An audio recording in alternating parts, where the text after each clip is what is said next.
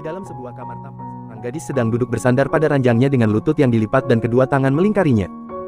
Jasmine yang baru masuk sekitar 15 menit yang lalu terlihat senyum-senyum sendiri. Dia mengingat kejadian tadi bersama suaminya, bagaimana nafas hangat dan wangi milik suaminya masih dirasakannya sampai saat ini. Dia memegang bibirnya yang terlihat sedikit bengkak akibat ulah suaminya itu. Tadi setelah ciuman itu terlepas, wajah Jasmine memerah, dia malu saat suaminya menatapnya dengan intens, hingga secara spontan dia menutupi wajahnya dengan kedua tangan. Tapi Stefano justru menarik tangan Jasmine dan kembali menatapnya. Bahkan saat pertanyaan meluncur dari bibir manis suaminya itu semakin membuatnya tampak salah tingkah. "Kenapa wajahmu memerah?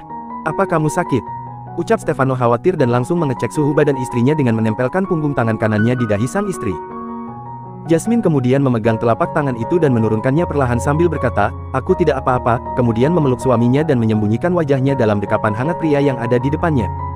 Stefano hanya tersenyum kemudian membalas pelukan istrinya begitu erat. "Lebih baik kita masuk sekarang. Angin malam tidak baik untuk kesehatanmu," tambahnya kemudian. Ucap Olivia mengangguk. Stefano lebih dulu bangun, dia menepuk celana bagian belakangnya yang sedikit kotor karena duduk di lantai. Kemudian dia mengulurkan tangannya untuk membantu istrinya untuk bangun. Jasmine menyambut uluran tangan itu, dengan senyum yang terus menghiasi bibir manisnya.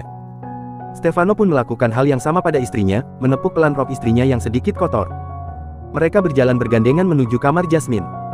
Stefano menggenggam tangan mungil istrinya erat, seakan hari esok mereka akan berpisah dalam waktu yang lama. Sekali-kali mereka menoleh dan saling tatap kemudian tertawa bersama. Setelah sampai di depan kamar Jasmine, tampak Bunga sedang menunggu di depan kamar nyonya mudanya. Dia tersenyum melihat tuan muda yang tampak bahagia dengan istrinya. Bunga berdeham menghentikan sepasang suami istri itu yang sedang saling menatap dengan diam dan senyum yang mengembang sempurna tanpa memperhatikan dirinya yang sudah cukup lama berdiri di dekat mereka. "Maaf tuan muda, nyonya, apakah kalian akan terus berdiri seperti itu? Atau mungkin lebih baik kalian melanjutkan saja di dalam kamar?" "Aku akan segera masuk Bunga," ucap Jasmine tanpa mengalihkan pandangan dari suaminya itu. "Ya sudah, lebih baik kalian masuk sekarang," perintah Bunga yang tampaknya sudah mulai risih akan drama yang mereka lakukan di depan matanya. "Tidak, aku akan kembali ke kamarku," ucap Stefano setelah cukup lama terdiam. "Oh ya sudah, nyonya ayo masuk sekarang." "Iya aku akan segera masuk," ucap Jasmine dan perlahan-lahan dia melepaskan genggaman tangan suaminya. Seperti film yang di slow motion, genggaman tangan mereka terlepas dalam durasi yang cukup lama, seperti pasangan yang enggan untuk berpisah. "Benar-benar penuh drama," gerutu Bunga yang mulai tidak sabar. Bunga kemudian membantu tangan Jasmine agar segera terlepas. "Ayo nyonya." Setelah terlepas, Stefano pun mengucapkan selamat malam dan begitu pun sebaliknya dengan Jasmine. Jasmine yang masih tersenyum sendiri di dalam kamarnya, menarik selimut untuk menutupi wajahnya yang kini kembali memanas mengingat kejadian tadi. Kemudian menepuk-nepuk pipinya pelan. "Stop Jasmine, jangan terus memikirkannya, kamu harus segera tidur dan besok harus bangun pagi untuk memulai menciptakan keindahan di rumah ini." Langit terlihat cerah pagi ini, seakan tahu hati gadis cantik yang saat ini berada di halaman sedang menanam tanaman bunga dibantu oleh beberapa pelayan. Jasmine sengaja bangun pagi-pagi sekali untuk membangun sebuah taman penuh bunga seperti impian yang direncanakan tadi malam. Dia ingin membuat suasana rumah suaminya berbeda. Dia ingin begitu suaminya bangun dan membuka jendela kamarnya, langsung disuguhi dengan keindahan dari taman bunga yang akan dibuatnya. Jasmine dengan antusias menanam berbagai jenis bunga di sana, bunga dengan penuh warna. Stefano bangun ketika Jason menyibak gorden kamarnya. Cahaya mentari yang langsung masuk begitu penghalangnya sudah disingkirkan tampak menyilaukan mata. "Tuan bangunlah, apa Anda tidak ingin melihat apa yang istri Anda lakukan sekarang?" tanya Jason yang seketika membuat Stefano penasaran. Stefano kemudian tersenyum sambil berkata kepada Jason, "Mungkin dia sekarang masih bermimpi indah, karena semalam tidurnya tidak nyenyak." "Hahaha, kenapa Anda berpikir tidur nyonya semalam tidak nyenyak?" tawa Jason terdengar begitu mendengar perkataan tuan mudanya. "Tentu saja, karena aku sendiri susah tidur dan baru tertidur tadi jam 3 pagi. Dan sekarang kau mengganggu tidurku yang hanya 3 jam, ucap Stefano kesal sambil melihat jam dinding pada jam tangannya yang tergeletak di atas meja nakas, dan baru menunjukkan pukul 6 pagi. Kemudian Stefano membaringkan kembali tubuhnya hendak tidur lagi, tapi Jason menarik tangannya.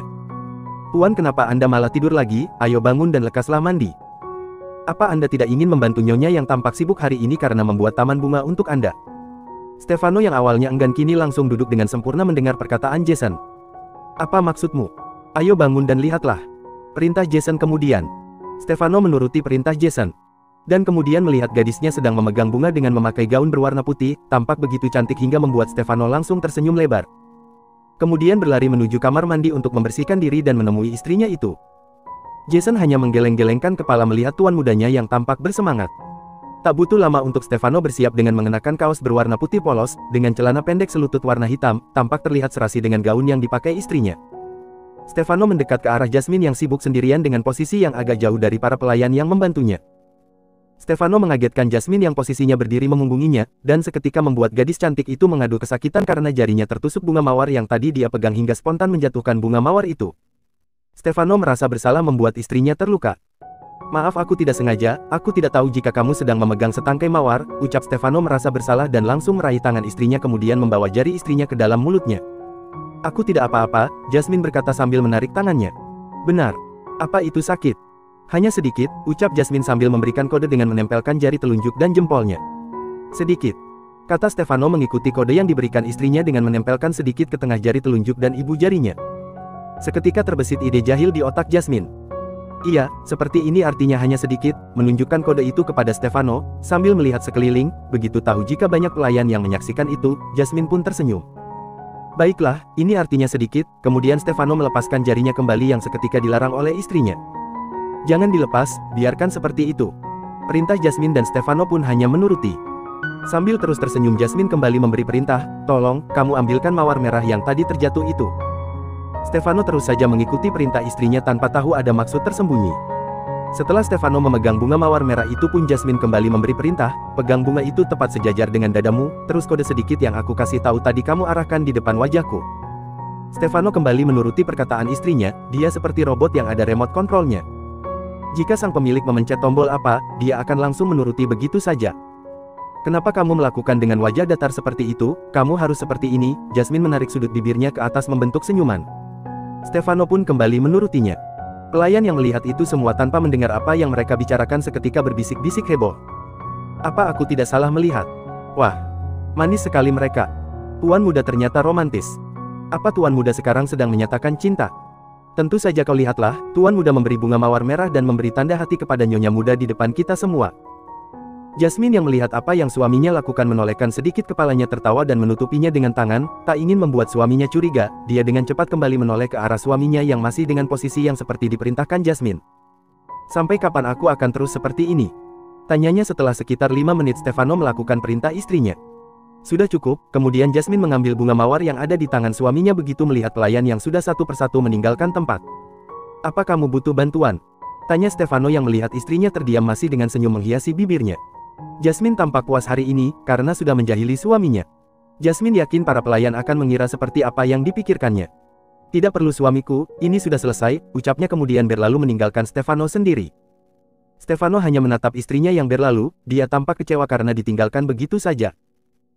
Jasmine yang berjalan sambil tersenyum kemudian berpura-pura menghilangkan senyum itu, kemudian berbalik ke arah suaminya dan begitu sampai di depannya, dia berjinjit dan mengecup bibir suaminya sekilas kemudian segera berlari kembali benar-benar meninggalkan suaminya yang kini terbengong sambil terus memegang bibirnya. "Gadis kecil yang nakal," gumam Stefano pelan dan meninggalkan tempat yang kini dipenuhi bunga dengan senyuman lebar. Kini keduanya bertemu kembali di meja makan. Kali ini mereka makan dengan berhadapan, mereka makan hanya berdua karena Max tidak ikut sarapan bersama. Jasmine dan Stefano makan dengan saling menatap, tersenyum kemudian tertawa, tak memperdulikan pelayan yang ada di sekitarnya. Jika dua orang sedang jatuh cinta, benar apa yang dikatakan orang-orang jika serasa dunia milik berdua. Maxime yang berdiri di balkon kamarnya, melihat apa yang dilakukan kakaknya kepada gadis yang entah sejak kapan menjadi pemilik hatinya, terlihat mengeraskan rahang, kedua tangannya mengepal, dia begitu kesal dan marah melihat kejadian demi kejadian yang menunjukkan kedekatan kakak dan kakak iparnya itu. Setelah semalam melihat mereka berciuman, sekarang dia harus melihat kakaknya menyatakan cinta kepada gadis yang disukainya. Max sangat tidak terima. "Aku akan mengambil yang seharusnya menjadi milikku, Kak," teriak Max memukul pintu yang menjadi pembatas kamar dan balkon. Stefano yang sudah selesai dengan sarapannya kini kembali ke kamar. Tak lama Jason pun masuk dan berkata, "Aku tidak menyangka jika tuan muda begitu gesit untuk menyatakan cinta." Stefano mengernyitkan dahi bingung akan apa yang dikatakan asistennya itu. "Maksudmu?" Karena penasaran Stefano pun akhirnya bertanya. "Sudahlah tuan muda, Anda tidak perlu berpura-pura, bukan hanya saya tapi hampir semua pelayan menyaksikan ketika Anda menyatakan cinta," ucap Jason. "Aku menyatakan cinta? Pada siapa?" tanya Stefano yang masih terlihat bingung. "Tentu saja nyonya muda, siapa lagi?" jawab Jason yang belum menyadari wajah bingung tuan mudanya. "Kapan aku menyatakan cinta? Cak, tuan baru saja melakukannya, tapi sudah lupa. Memang benar jika cinta bisa membuat orang menjadi bo ***H. Aku benar-benar tidak tahu Jason, kapan aku menyatakan cinta. Coba kau katakan yang jelas. Aku benar-benar tidak mengerti apa yang kau ucapkan itu, ucap Stefano yang mulai kesal. Tadi waktu di taman yang baru Nyonya buat, apa Anda lupa? Bahkan hampir seluruh pelayan menyaksikannya. Anda dengan tersenyum memberikan bunga mawar merah dan tanda hati kepada Nyonya muda di depan kami semua, jelas Jason. Bunga mawar merah. Tanda hati. Stefano terlihat berpikir. Menyadari tuan mudanya yang berpikir lemot karena pengaruh cinta, akhirnya Jason pun menjelaskan kembali. Tanda hati, seperti ini, kata Jason kemudian menempelkan sedikit ke tengah jari telunjuk dan jempolnya seperti apa yang tadi Jasmine dan Stefano lakukan. Ini, tanda hati. Ucap Stefano yang mulai mengerti sambil menirukan Jason membuat tanda hati. Jadi ini tanda hati, gumam Stefano yang masih bisa didengar Jason. Jadi Anda tidak tahu jika ini tanda hati. Stefano hanya menggeleng dan tersenyum. Jika Anda tidak mengerti, kenapa Anda melakukannya? Stefano kemudian mengingat apa yang tadi dikatakan istrinya. Kata istriku itu hanya sedikit, ucapnya masih dengan tersenyum. Apa? Jadi Nyonya muda membohongi Anda? Stefano mengangguk. Anda tidak marah? Stefano menggeleng. Tidak, karena aku suka, ucapnya kemudian yang membuat Jason kembali menggeleng-gelengkan kepala.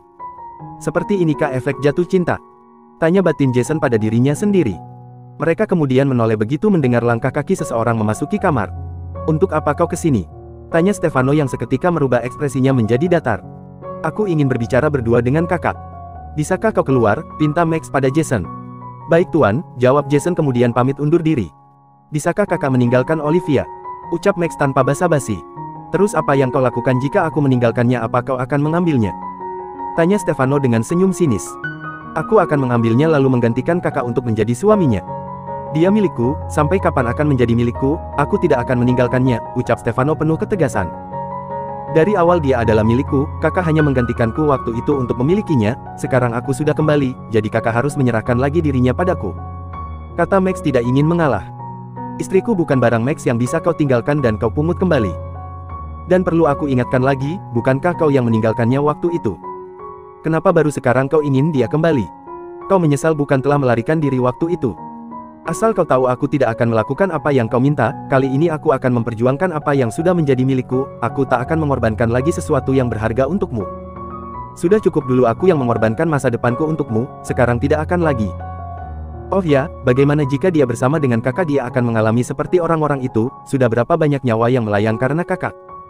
Apa kakak akan membuatnya seperti mereka jika kakak terus mempertahankan dirinya agar tetap berada di sisi kakak? Apa maksudmu Max berbicara seperti itu? Apa kau pikir aku tidak tahu? Kau bukan yang membuat adik kita Eliora ikut denganku waktu itu padahal aku sudah melarangnya dengan keras. Sejak kapan kau mengetahuinya? Tanya Stefano dengan lirih ketika seketika dia mengingat masa lalunya, sebelum kecelakaan yang merenggut nyawa adiknya terjadi. Jadi kakak sudah tahu, bahwa akulah yang menyuruh Liora masuk ke mobil yang waktu itu membawa kakak? Tanya Max tampak terkejut. Aku tahu, dan kenapa kau seolah-olah tidak tahu? Apa kau ingin hanya aku yang disalahkan semua orang? Apa kau ingin orang-orang berpikir aku benar-benar melakukannya? Aku juga menyesal kak. Aku tidak tahu jika hari itu kalian akan mengalami kecelakaan. Aku benar-benar tidak tahu. Teriak Max. Sejak kapan kau mengetahuinya? Karena hanya ibu dan orang-orang kepercayaannya yang tahu akan hal itu, kenapa kau bisa tahu? Tanya Stefano. Aku mendengar ketika Mami berbicara dengan pelayan yang Mami tugaskan untuk ikut dan menjaga kakak. Apa maksudmu Max? Kak Vano tidak pernah tahu kalau Mami diam-diam menugaskan Bibi Chu untuk ikut dengan Kak Vano. Mami ingin ada yang menjaga Kak Vano walaupun saat itu Mami tahu jika Paman Roy sopir pribadi Mami yang mengantarkan Kak Vano. Mami bilang, jika beliau khawatir dengan kondisi Kak Vano saat itu. Mami berpesan ke Bibi Chu agar jangan sampai Kak Vano tahu, jika Bibi Chu ikut, karena Mami yakin pasti Kak Vano akan menolaknya. Awalnya aku bingung apa yang dikatakan Mami, bagaimana mungkin Kak Vano tidak tahu Bibi Chu ikut walaupun diam-diam kalau Kak Vano bisa melihatnya. Dan aku baru mengerti jika saat itu Kak Vano buta, Kak Vano tidak bisa melihat, iya kan? Aku mendengar pembicaraan Paman Roy dan Bibi Chu saat itu, Paman Roy meminta Bibi Chu untuk diam saja di dalam mobil agar Kak Vano tidak mengetahui keberadaannya. Waktu itu Liora menangis ingin ikut dengan Kak Vano, saat dia tahu Kak Vano akan pergi, dia terus merengek kepadaku dan aku tidak tega melihatnya, makanya aku menyuruh Liora masuk ke dalam mobil tapi dengan syarat dia tidak boleh berbicara sebelum sampai, dan Liora hanya mengangguk. Paman Roy dan Bibi Chu melarang Liora untuk ikut, tapi aku memohon pada mereka agar Liora bisa ikut kali ini saja, dan akhirnya mereka pun mengizinkannya. Dan asal kakak tahu, korban kecelakaan 18 tahun lalu bukan hanya Paman Roy yang menjadi sopir saat itu, ada Liora dan juga Bibi Chu. Kakak sudah membuat 3 orang kehilangan nyawanya sekaligus. Tidak, Stefano menutup kedua telinganya. Kakak tidak tahu kan kalau Mami selama ini menutupi hal itu, karena Mami takut kalau trauma kakak akan kambuh lagi. Tidak. Kakak tidak tahu jika setelah kenyataan itu, di mana Liora, Paman Roy serta Bibi Chu meninggal Mami menghilang, semua orang di kediaman tidak tahu kemana Mami, dan karena alasan apa Mami pergi begitu saja di saat kami semua kehilangan Liora, itu membuat Papi semakin membenci Mami. Dan itu semua gara-gara kau Kak. Itu semua terjadi karenamu. Teriak Max. Tidak. Aku selalu bilang kepada Mami jika aku akan menyayangimu sebagai kakakku, walau kemungkinan ayah kita berbeda. Tapi jika aku mendengar Mami dan Papi bertengkar, dan yang menjadi penyebab pertengkarannya adalah Kak Vano, rasa benciku kepada kakak semakin bertambah. Kak Vano yang membuat orang-orang di sekitar kita dalam bahaya. Semua harus kehilangan nyawanya gara-gara kakak. Tidak. Tidak mungkin. Kau pasti bohong kan? Itu kenyataannya, kakak sudah membunuh mereka semua. Tidak mungkin, cukup. Jangan katakan lagi. Itu semua tidak benar, teriak Stefano. Jadi tinggalkan Olivia. Dan berikan padaku, Kak Vano tidak mau kan terjadi apa-apa dengan Olivia. Tidak, aku bukan pembunuh. Pergi. Pergi. Ah, teriak Stefano yang memegang kepalanya. Pergi. Stefano mengamuk membanting semua barang yang ada di dalam kamarnya. Jason yang dari tadi berdiri di depan pintu karena merasa tidak tenang langsung mendobrak dan menerobos masuk begitu mendengar teriakan tuan mudanya. Jason berlari menghampiri Stefano yang memulai kehilangan kendali. Tuan, hentikan. Apa yang sedang Anda lakukan? Jason menahan tangan Stefano yang hendak membanting vas, dan Stefano terus saja memberontak dengan sekuat tenaga. Lepas. Lepaskan aku. Apa kau sudah bosan hidup, ha? Cepat lepaskan aku sekarang. Teriak Stefano. Jason yang mulai kewalahan berteriak memanggil pelayan. Pelayan pun segera berdatangan. Tuan Max, apa yang Anda lakukan? Kenapa Tuan Muda bisa kehilangan kendali seperti ini? Tanya Jason marah. Aku tidak melakukan apa-apa, aku hanya tadi sedang bercerita, tapi dia bereaksi seperti itu, jawab Max enteng kemudian meninggalkan tempat itu sambil memasukkan kedua tangannya ke dalam saku celana. Tak peduli lagi dengan tuan muda kedua, kini Jason menyuruh pelayan untuk mengambilkan obat penenang dan menyuntikkannya ke Stefano, setelahnya Stefano pun melemah, hingga akhirnya tidak sadarkan diri. Tak ingin ambil resiko, Jason pun mengikat kedua tangan dan kaki Stefano di setiap sudut tempat tidurnya. Tuan muda, sebenarnya apa yang terjadi? Apa yang dikatakan Tuan Max sampai Anda bereaksi seperti ini? Apa setelah ini Anda akan baik-baik saja, atau mungkin Anda akan seperti saat kehilangan Nona Liora? Semoga itu tidak terjadi lagi. Kabar Tuan Muda yang kembali mengamuk langsung tersebar di seluruh pelayan.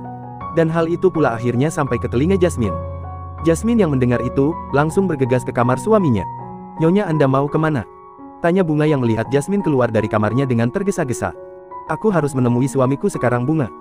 Jawab Jasmine sambil terus melangkahkan kakinya yang diikuti Bunga di belakangnya. Tapi Nyonya, sebaiknya Anda menemuinya nanti jika Tuan Muda sudah lebih baik, bagaimana jika Tuan Muda menyakiti Nyonya? Jasmine langsung menghentikan langkahnya dan menoleh ke arah Bunga setelah mengucap itu. Aku harus tetap menemuinya Bunga, jika dia sedang kambuh seperti itu dan tidak ada yang menemaninya, dia akan merasa ditinggalkan, dia pasti akan lebih terluka, jawab Jasmine kembali melanjutkan langkahnya. Begitu sampai di depan pintu kamar suaminya, Jasmine melihat Jason yang baru saja keluar dari dalam. Nyonya, sapa Jason begitu melihat Jasmine sambil menundukkan sedikit kepalanya. Apa yang terjadi? Bukankah dia tadi baik-baik saja? Kenapa tiba-tiba seperti itu lagi? Tanya Jasmine beruntun menuntut jawaban Jason. Maaf Nyonya, saya tidak tahu. Tadi saya di luar. Jasmine pun kemudian membuka pintu dan langsung dicegah Jason. Untuk saat ini lebih baik Anda tidak dulu menemui Tuan Muda, Nyonya. Aku harus menemuinya Jason, jangan melarangku. Tapi Nyonya. Ucapan Jason terputus begitu melihat Jasmine yang langsung menerobos masuk ke dalam kamar suaminya. Kenapa setiap kali aku ke kamar Anda selalu dalam keadaan seperti ini suamiku, lirih Jasmine. Kenapa kau mengikatnya seperti ini? Lihatlah kedua tangan dan kakinya penuh dengan bekas ikatan. Suamiku bukan binatang hingga diperlakukan seperti ini. Memangnya tidak ada cara lain? Bukankah kau sudah memberikan obat penenang, tapi kenapa kau masih juga mengikatnya? Maaf Nyonya, kami hanya mencegah kemungkinan terburuk yang mungkin bisa saja terjadi. Kami takut ketika nanti bangun Tuan Muda menyakiti orang lain atau lebih parahnya bisa menyakiti dirinya sendiri, ucap Jason menjelaskan. Kemudian Jasmine mengambil gunting yang ada di laci meja nakas, kemudian melepas semua ikatan yang menyakiti tubuh suaminya.